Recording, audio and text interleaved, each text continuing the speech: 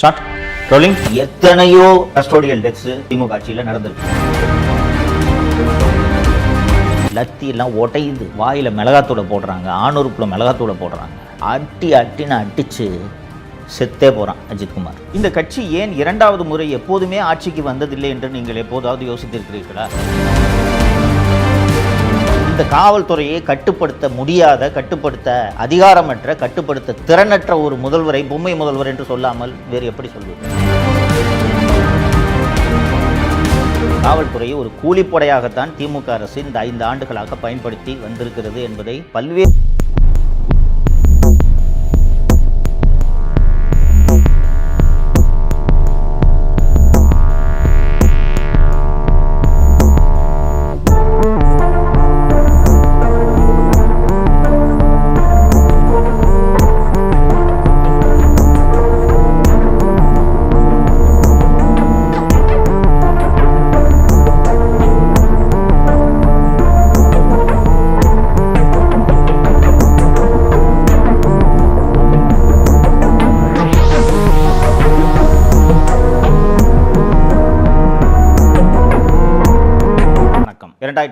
சட்டப்பேரவை தேர்தலை பற்றி நாம் தொடர்ந்து விவாதித்துக் கொண்டிருக்கிறோம். ஏன் விவாதிக்க வேண்டும்? திமுக என்ற தீய சக்தி தப்பித்தவறி கூட ஆட்சிக்கு வந்துவிடக்கூடாது என்பதில் தமிழகத்தின் வாக்காளர் பெருமக்கள் அத்தனை பேரும் கவனமாக இருக்க வேண்டும்.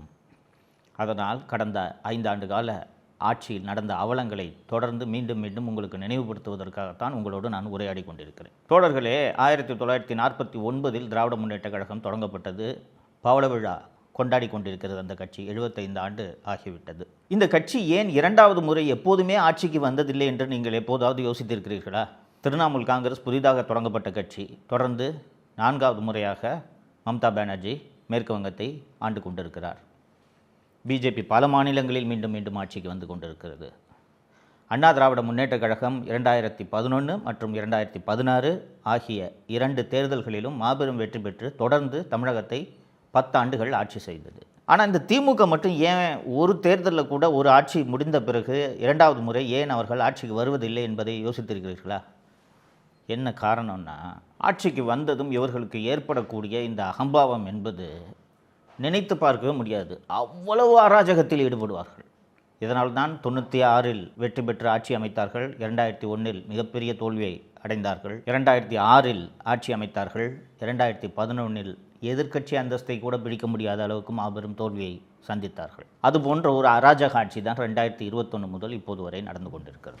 தோழர்களே, தமிழக முதல்வர் திரு மு.க. ஸ்டாலின் அவர்களை பொம்மை முதல்வர்னு நானும் தொடர்ந்து விமர்சிச்சிருக்கேன். நிறைய எதிர்க்கட்சிகள் விமர்சிச்சிருக்காங்க.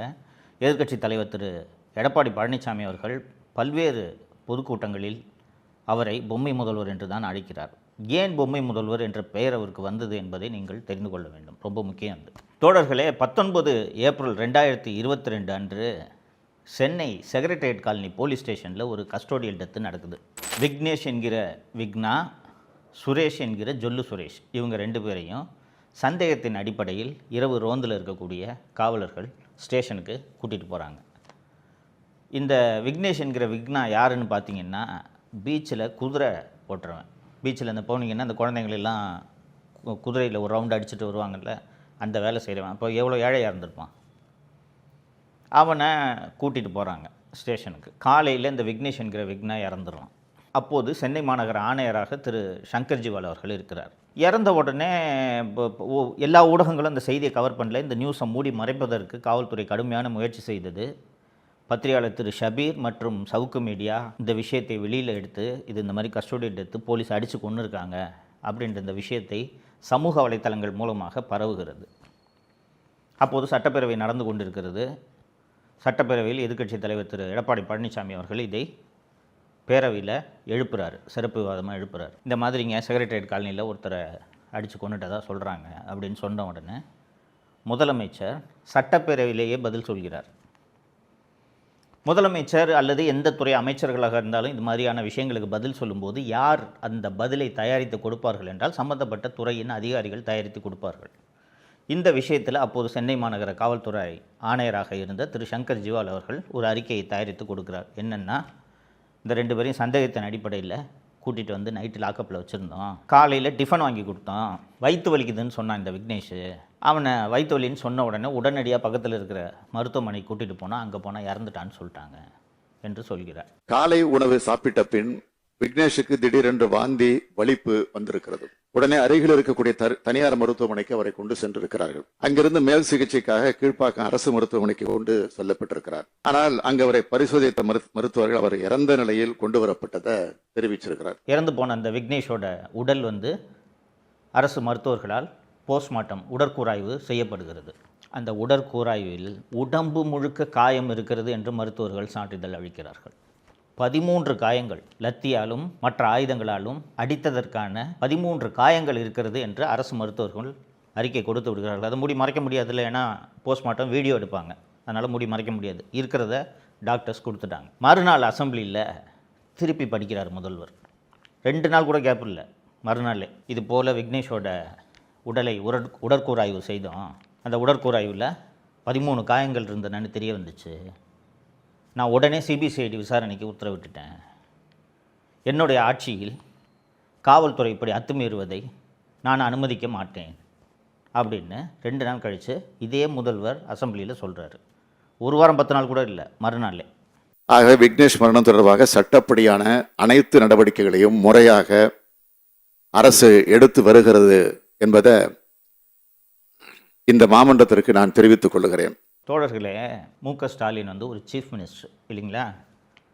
அவர் தான் தமிழ்நாட்டில் அதிகாரம் பொருந்திய ஒரு நபர். யார் என்றால் தமிழகத்தின் முதலமைச்சர். அந்த முதலமைச்சரை அசெம்பிளியில் கஸ்டோடியல் டெத்தே நடக்கலைன்னு சொல்லிட்டு ஒரு போலீஸ் ஆஃபீஸர் பொய் சொல்ல வச்சுருக்காருன்னா முதலமைச்சருக்கு அந்த அதிகாரி மேலே எவ்வளோ கோபம் வரணும். செல்வி ஜெயலலிதா முதலமைச்சராக இருந்து இது போல் தவறான தகவல் அசெம்பிளியில் சொல்லியிருந்தா அந்த அதிகாரி என்ன கதிக்கு ஆளாயிருப்பார்னு யோசிச்சு பாருங்கள். ஜெயலலிதா அவர்கள் கடுமையான நடவடிக்கையை எடுப்பார் என்பதால் தான் அதிகாரிகள் அவ்வளவு கவனமாக பயத்தோடு வேலை செய்வார்கள். அந்த சிபிசிஐடி விசாரணைக்கு போன பிறகு செக்ரட்டரியேட் காலனி போலீஸ் ஸ்டேஷனில் இருக்க சிசிடிவி எல்லாம் வாங்கி ஆய்வு பண்ணி பார்த்தா சிசிடிவிக்கு கீழே வச்சு அடிச்சிருக்காங்க இந்த விக்னேஷை. அப்போ இதற்கெல்லாம் இவ்வளவு ஆதாரம் இருந்தும் காவல்துறை அந்த விக்னேஷை அடித்து கொல்லலைன்ட்டு ஒரு அதிகாரி பொய்யா ஒரு அறிக்கை கொடுக்குறாரு. இதை போய் என்னை அசெம்பிளியில் வாசிக்க வச்சுட்டியே, சட்டப்பேரவையில் படிப்பது வரலாற்று ஆவணம், ஒரு முதலமைச்சரான என்னை பொய் சொல்ல வைத்து விட்டாயே என்று அந்த சங்கர் ஜிவால் மேலே எவ்வளவு கோபம் வந்திருக்கணும் மு.க. ஸ்டாலினுக்கு. ஆனால் கூச்சமே இல்லாமல் 2 நாள் கழித்து பாருங்கள், நான் சிபிசிஐடி விசாரணைக்கு உத்தரவிட்டு விட்டேன் என்று ஒரு அறிக்கையை படித்துவிட்டு சிபிசிஐடி விசாரணைக்கு அதை மாற்றிவிட்டார்கள். அந்த சங்கர் ஜிவாலை தண்டிச்சிருக்கணுமா இல்லையா? சஸ்பெண்ட் பண்ணியிருக்கணுமா இல்லையா? சங்கர் ஜிவால் மீது துறை ரீதியான நடவடிக்கை எடுத்தது. இனி இது போல தவறான தகவலை எந்த அதிகாரியும் முதலமைச்சருக்கு தரக்கூடாது என்ற உதாரணத்தை 2022ஆம் ஆண்டே முதலமைச்சர் திரு ஸ்டாலின் அவர்கள் ஏற்படுத்தி இருக்க வேண்டும் இல்லைங்களா? எந்த முதலமைச்சராக இருந்தாலும் இதனை செஞ்சுருப்பாங்க. கோவம் வரணும்ல, என்ன அசெம்பிளியில் போய் சொல்ல வச்சுட்டு என்ன சிஎம் என்ன பண்ணார் தெரியுமா? முதலமைச்சர் மு.க. ஸ்டாலின் இதே சங்கர் ஜிவாலை தமிழ்நாட்டோட சட்டம் ஒழுங்கு டிஜிபியாக நியமிக்கிறார். 2 வருஷம் சங்கர் ஜிவால் டிஜிபியாக இருந்தார். 2 வருஷம் முடிஞ்சு சங்கர் ஜிவால் டிஜிபி பதவி எல்லாம் இருந்து முடிந்த பிறகு அதற்கு பிறகு அவருக்கு ரிவார்டு, அதான் முக்கியம். டிஜிபியாக இருந்து ஓய்வு பெற்ற திரு சங்கர் ஜிவால் அவர்களுக்கு டிஜிபி அந்தஸ்துக்கு குறையாத தீயணைப்புத்துறை ஆணையர் என்ற பதவியை வழங்கி அந்த பதவியில் திரு சங்கர் ஜிவால் அவர்கள் இப்போது செயல்பட்டு கொண்டிருக்கிறார். இது ஒரே ஒரு விக்னேஷ் என்கிற விக்னா அடித்து கொல்லப்பட்ட சம்பவமாக நாம் இதை பார்க்கக்கூடாது. அண்ணா திராவிட முன்னேற்ற கழக ஆட்சியில் தூத்துக்குடியில் பென்னிக்ஸ் மற்றும் ஜெயராஜ் ஆகியோர் கோவிட் காலத்தில் அந்த சாத்தான்குளம் காவல் நிலையத்தில் வைத்து அந்த காவல் நிலையத்தை சேர்ந்தவர்களால் அடித்தே ஒரு தந்தையும் மகனும் கொல்லப்பட்டார்கள். தந்தை முன்பு மகன் அடிக்கப்பட்டார், கடுமையான சித்திரவதைக்கு ஆளாகி கொல்லப்பட்டார். அப்போது இருந்த அண்ணா திராவிட முன்னேற்ற கழக அரசு செய்தது என்ன தெரியுமா? சிபிசிஐடிக்கு அன்னைக்கே மாற்றிட்டாங்க. அந்த விசாரணையை மாற்றினதோடு அல்லாமல் சிபிஐ விசாரணைக்கு எங்களுக்கு ஆட்சேபனை இல்லை என்று தெரிவித்தார்கள். சிபிசிஐடி விசாரணையிலிருந்து சிபிஐ விசாரணைக்கு அது செல்வதற்கு முன்பாக சிபிசிஐடி போலீசாரே சாத்தான்குளம் காவல் நிலையத்தில் அந்த தாக்குதலில் ஈடுபட்டவர்களை கைது செய்தார்கள். எடப்பாடி பழனிசாமி அவர்கள் ஆட்சியில் இது நடந்தது, கைது செய்தார்கள். அப்போது இதை எவ்வளவு பெரிய இஷ்யூவாக திமுக கையில் எடுத்தது தெரியுமா?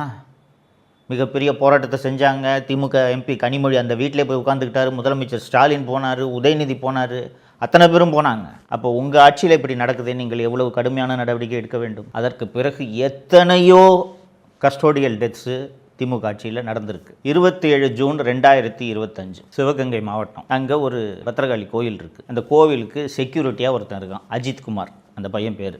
அந்த கோவிலுக்கு தனது தாயோடு சாமி கும்பிட வர்ற நிக்கிதா என்ற பெண்ணு பக்கத்தில் இருக்க போலீஸ் ஸ்டேஷனில் போய் இந்த மாதிரி என் காரை பார்க் பண்ணுறதுக்கு அந்த பையன்ட்ட அந்த செக்யூரிட்டியாக இருந்தவன்ட்ட கொடுத்தேன். அந்த பையன் அது உள்ளே இருந்த நகையை திருடிட்டான்.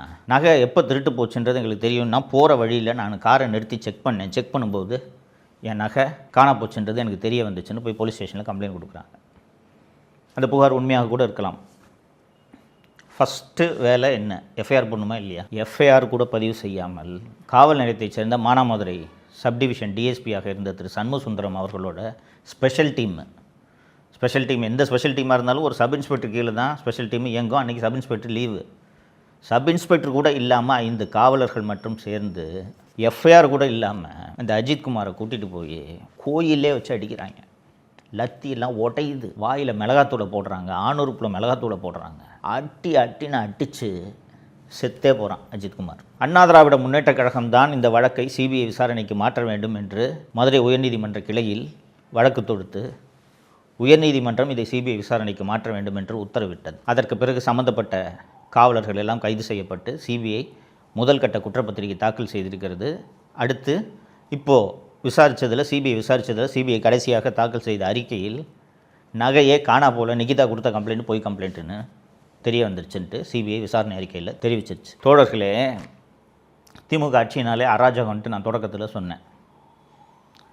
திமுகவினரை தவிர காவல்துறையினரும் எப்படிப்பட்ட அராஜகங்களில் ஈடுபடுகிறார்கள் பார்த்தீர்களா?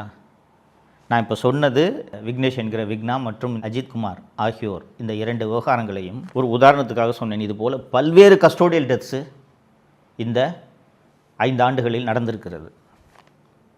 இது போல் சம்பவங்கள்லாம் நடக்குது.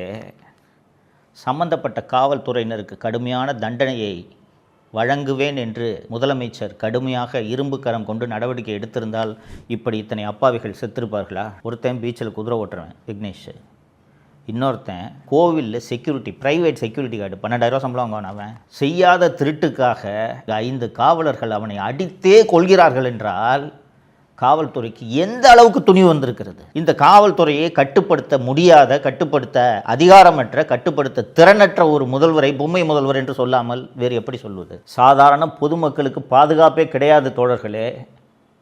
இன்னும் வரக்கூடிய நாட்களில் நான் தொடர்ந்து பேசுவேன். திமுகவை எதிர்த்து பேசினாலே பொய் வழக்கில் காவல்துறை கைது செய்கிறது. காவல்துறையை கிட்டத்தட்ட திமுகவின் கூலிப்படையாகவே தமிழக முதல்வர் மாற்றிவிட்டார். ஏன்னா எந்த காவல்துறை அதிகாரி மீதும் நடவடிக்கை எடுப்பதில்லை அப்படின்றத பல்வேறு சம்பவங்களில் நாம் பார்த்துருக்கோம். இந்த சம்பவங்களும் உதாரணம். அதனால் சாதாரண பொதுமக்களுக்கு பாதுகாப்பு இல்லாமல் எதிர்த்து குரல் கொடுப்பவர்களை காவல்துறையை வைத்து வேட்டையாடி காவல்துறையை ஒரு கூலிப்படையாகத்தான் திமுக அரசு இந்த 5 ஆண்டுகளாக பயன்படுத்தி வந்திருக்கிறது என்பதை பல்வேறு சம்பவங்களில் நீங்களே பார்த்திருப்பீர்கள். இப்போது இந்த ஆட்சி மீண்டும் தொடர்ந்தால் காவல்துறை மக்களுக்கு பாதுகாப்பு தர வேண்டும். ஆனால் காவல்துறை கூலிப்படையாக மாறி இது போல செயல்பட்டால் அஜித்குமார்களும் விக்னேஷ் என்கிற விக்னாக்களும் மீண்டும் அடுத்த ஆட்சியிலும் தொடர்வார்களா இல்லையா என்பதை நீங்கள் அத்தனை பேரும் சிந்திக்க வேண்டும். 2026 வாக்களிக்கும் போது, வாக்குச்சாவடிக்கு செல்லும் போது தப்பித்தவறி கூட உதயசூரியன் மற்றும் அதன் கூட்டணி கட்சிகளுக்கு வாக்களித்து விடக்கூடாது என்பதை நீங்கள் மனதில் வைக்க வேண்டும். மீண்டும் இந்த காட்டாட்சி தொடர்ந்தால் தமிழகத்தை யாராலும் காப்பாற்ற முடியாது என்பதை நீங்கள் மனதில் வைத்துக்கொள்ள வேண்டும். அதற்காக தான் இந்த விழிப்புணர்வு வீடியோ. தொடர்ந்து விவாதிப்போம். நன்றி. தமிழகத்தை காப்போம்.